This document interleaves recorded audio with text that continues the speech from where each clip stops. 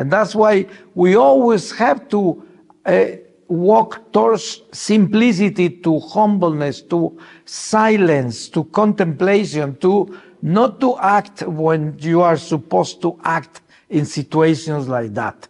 Because humanly, you will react. You will not act. You will react to a situation like that.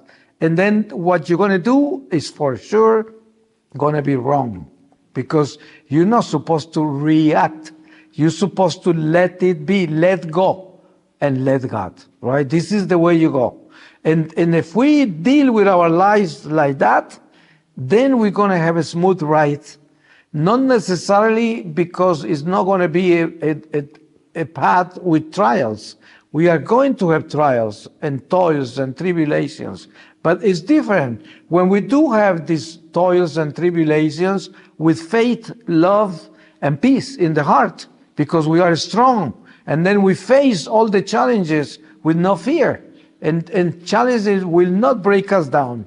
They will make us stronger. Because then as we go through all the events of our life and all the trials that we have to endure, we notice that every time we go over a trial, we come out stronger, victorious, wiser, and holier.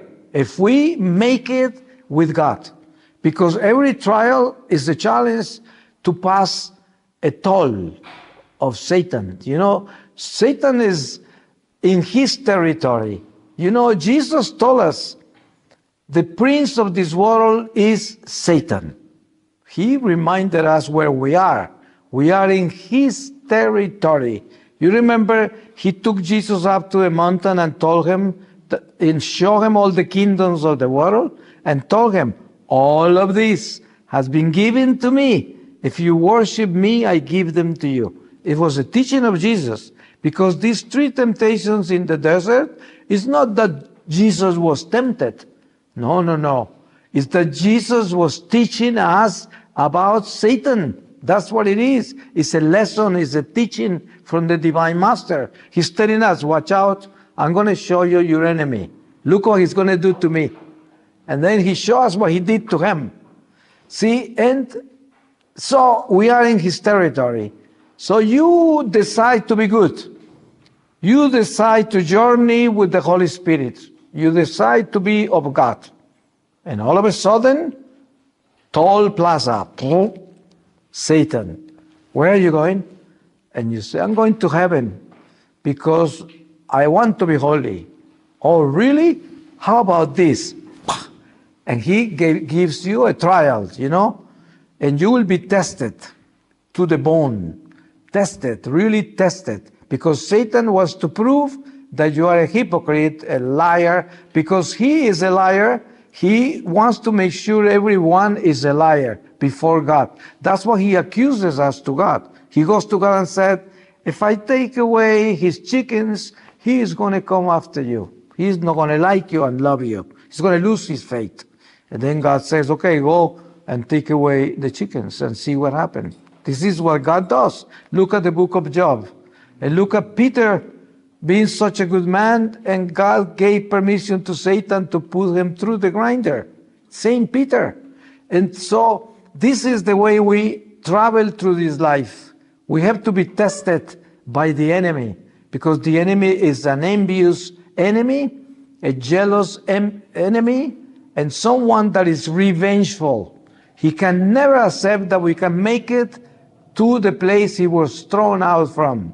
He can never accept it, because we are miserable, inferior creatures, and he was created an angel superior to us, and still we can make it to where he was, and he cannot.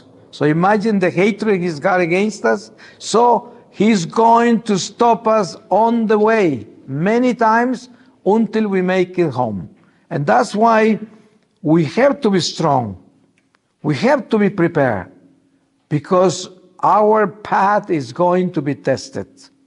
And when the tested is over, we come out stronger if we leave it with God, if we have faith, if we don't fall, if we stay strong, if our faith is strong, And this is what we have to strive for, to have a strong faith, a true faith, a faith that makes us understand that regardless of what we are enduring in this life, God is above all things.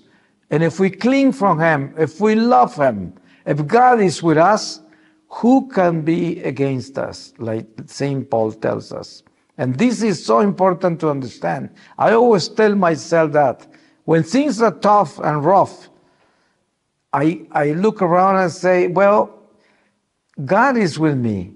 Why should I worry? If He is with me, who could be against me? Nobody could be against me. They might shake me up.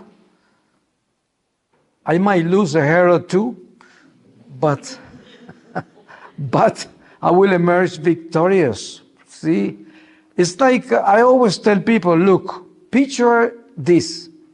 Our flesh is like a horse, and our spirit like a rider. We are taught by the church to ride the horse. When you do not ride the horse, but just feed the horse, groom the horse, you are of the flesh, because you are caring about the horse, and the horse is not your instrument of navigation through this world. It's just something you glorify.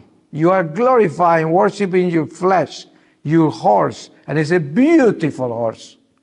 But when you jump on the horse and ride it, maybe the horse is not as pretty and is sweaty, but it's getting where it has to go.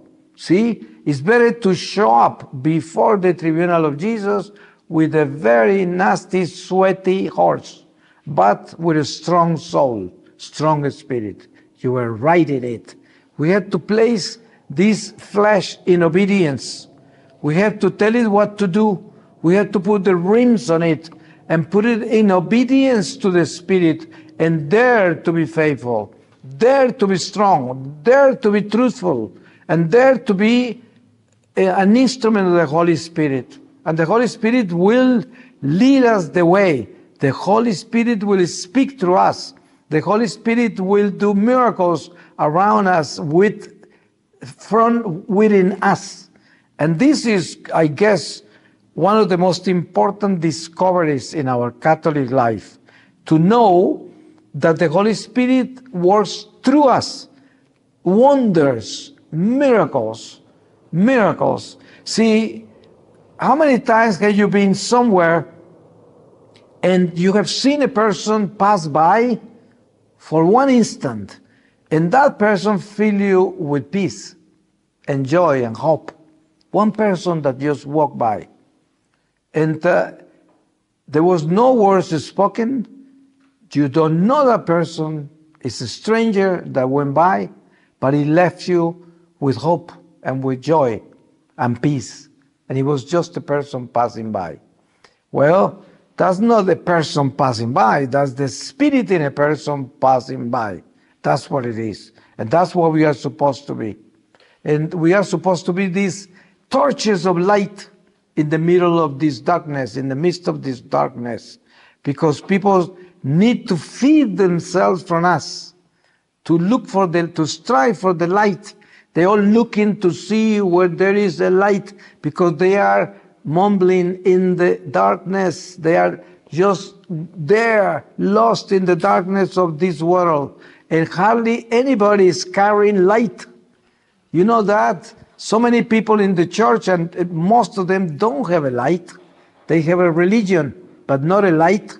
So we need people on fire. And that fire only comes from the Spirit. And we need to lit up this fire. We need to bring this fire and set everything ablaze, everything on fire. Because the Spirit is giving us what it takes for us to set the fire where we go. But we need to be awakened, we need to be alert, vigilant all the time, so that this fire can be spread everywhere we go. You sit in a park, in a bench of a park, and sit there to pray a rosary in silence. And I can tell you that God will do wonders with everybody that is passing by, or people around in the buildings around. He will touch souls in the most incredibly mystical way. But you are doing your little job, sitting there in that bench in a park, praying for the conversion of all sinners, praying for everyone that is suffering so much around the world, praying for your poor soul, praying for everyone with hope, with faith, and with joy, because the joy of faith should be bigger than your life. We are joyful because we believe. We are joyful because we have a good God. We are joyful because God gave us this life. And this should be it.